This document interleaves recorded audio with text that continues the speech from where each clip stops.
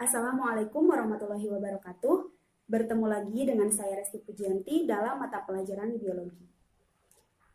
Bagaimana kabarnya anak-anak? Semoga kita semua selalu berada di dalam kesehatan. Amin ya Allah ya Rabbal Alamin. Sebelum memulai pelajaran, alangkah lebih baiknya kita bacakan basmalah terlebih dahulu. Bismillahirrahmanirrahim.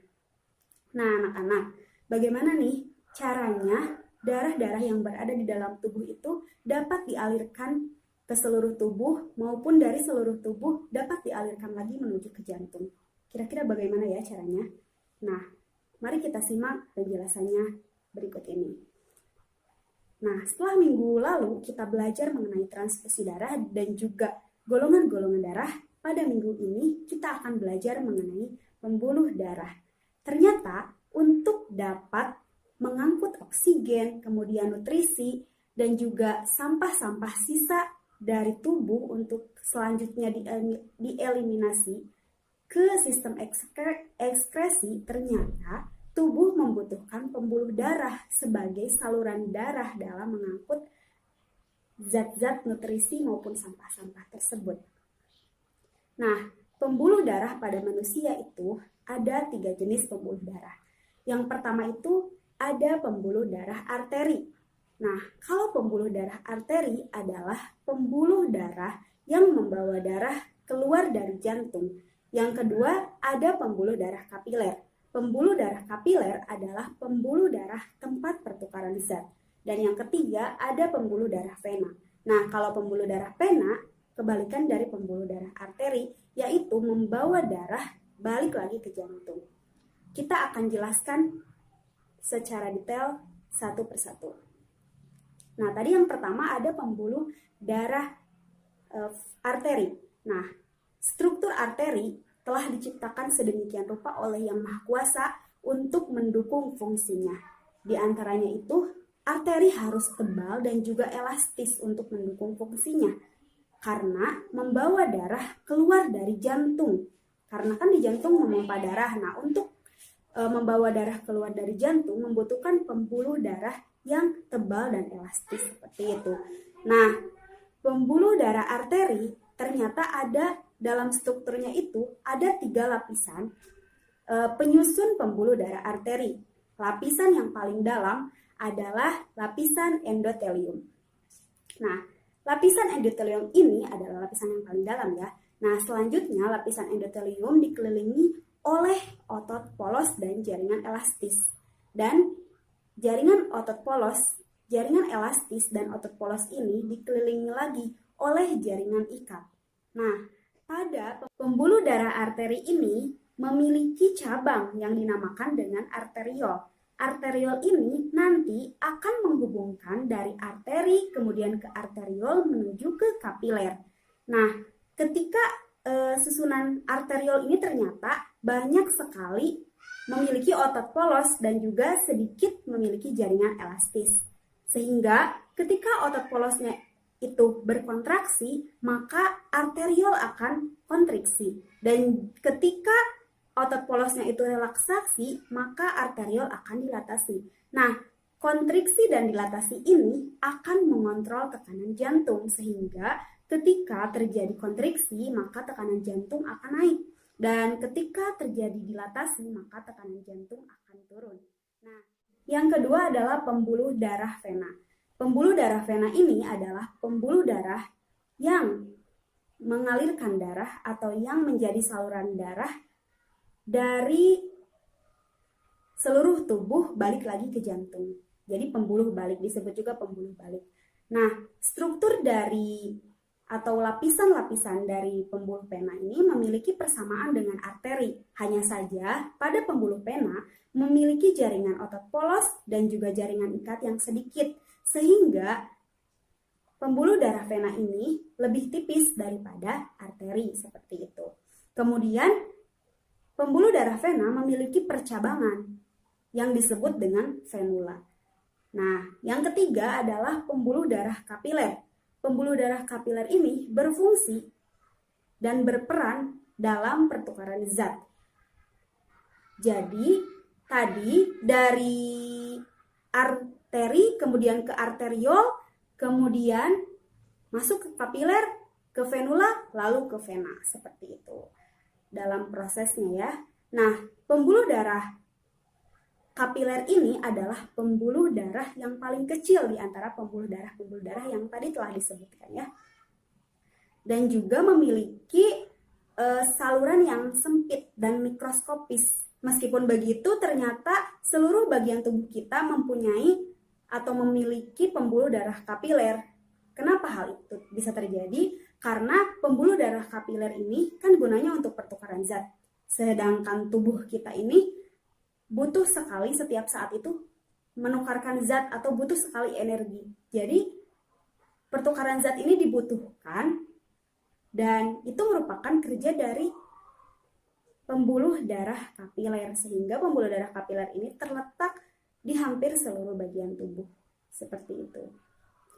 Nah, untuk dapat lebih jelasnya, terdapat beberapa perbedaan yang biasanya kita bandingkan antara pembuluh darah vena dan juga pembuluh darah arteri. Bisa dilihat di samping.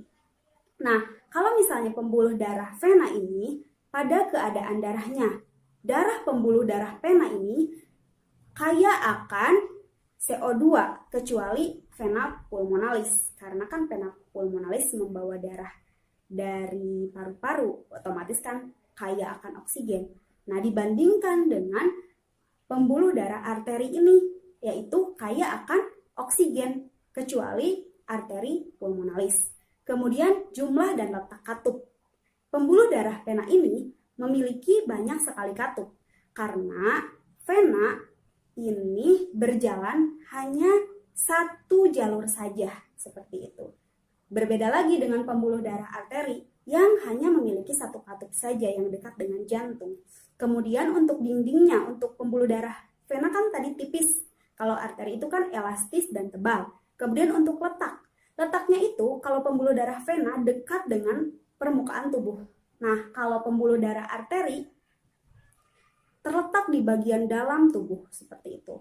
Nah, untuk arah aliran darah sudah kita ketahui ya. Kalau pembuluh darah vena berarti menuju ke jantung, atau kan tadi balik lagi ke jantung berarti menuju ke jantung. Nah, kalau pembuluh darah arteri keluar dari jantung. Kemudian untuk tekanannya, pembuluh darah vena ini tekanannya itu lemah, dan juga ketika misalnya ada pembuluh darah vena yang terpotong, darah akan menetes. Beda lagi ketika pembuluh darah arteri.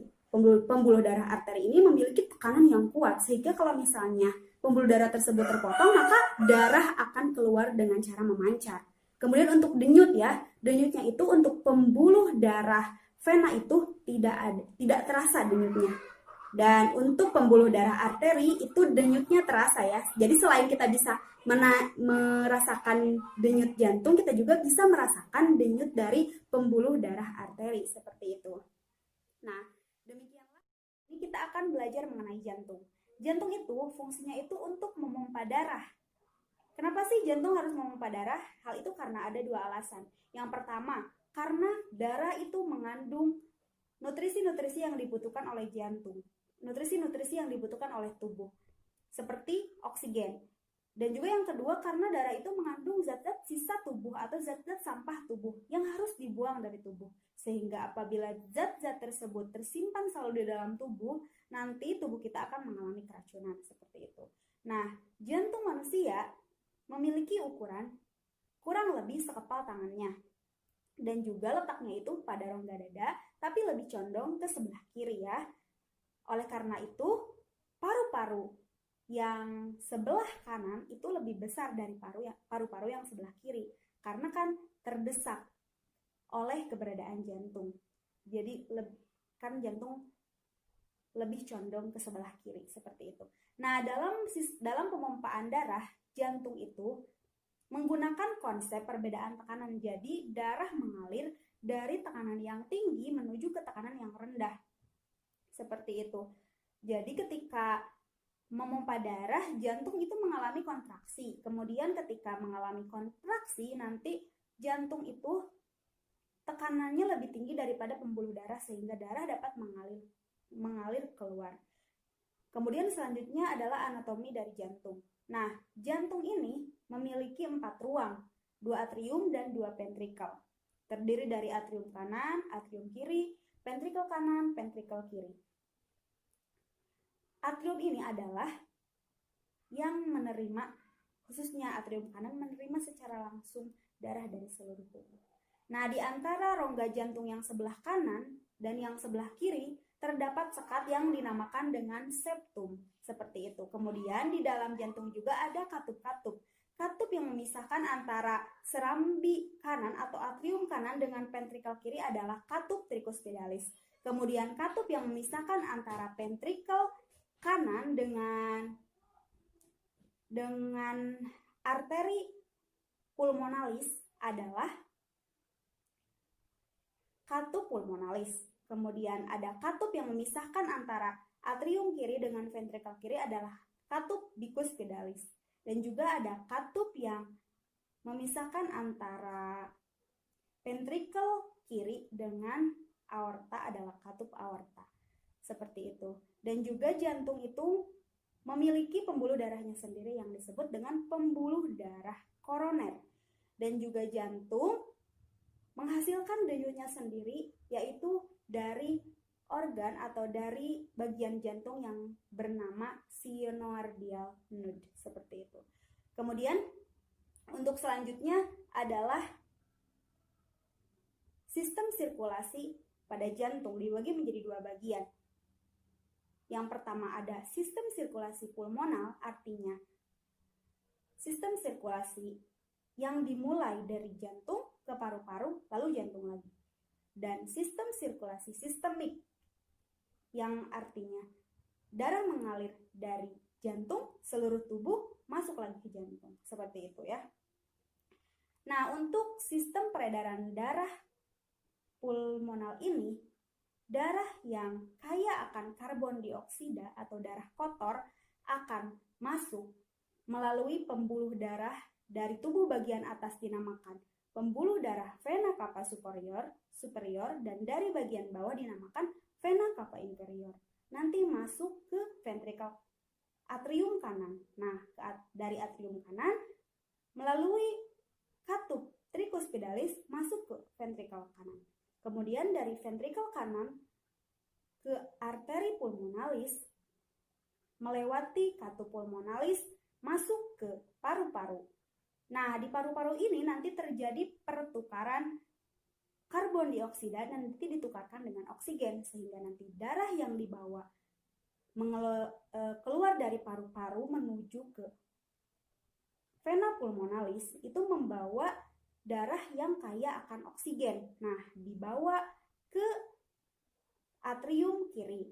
Dari atrium kiri darah masuk ke ventricle kiri, lalu dari ventricle kiri darah dialirkan melalui aorta masuk ke seluruh tubuh, ke jaringan-jaringan tubuh sehingga dapat digunakan. Seperti itu. Kemudian, nah, jadi dari ventricle kanan ke paru-paru lalu ke atrium kiri itu dinamakan sistem sirkulasi pulmonal. Sehingga dari ventricle kiri kemudian ke sel tubuh lalu masuk ke atrium kanan itu dinamakan sistem sirkulasi sistemik. Dapat dibedakan ya. Jadi tidak akan tertukar seperti itu. Jadi kuncinya itu tadi. Kalau pulmonal, jantung, paru-paru jantung. Kalau sistemik, jantung, seluruh tubuh, jantung. Nah, sehingga sifat dari peredaran darah manusia ini adalah sistem peredaran darah tertutup ganda. Tertutup artinya darah pada manusia ini dalam prosesnya itu melewati pembuluh darah. Dan ganda artinya darah melewati jantung sebanyak 2 kali. Kemudian selanjutnya adalah tekanan darah. Nah, tekanan darah ini didefinisikan sebagai kekuatan aliran darah untuk mendorong dinding pembuluh darah.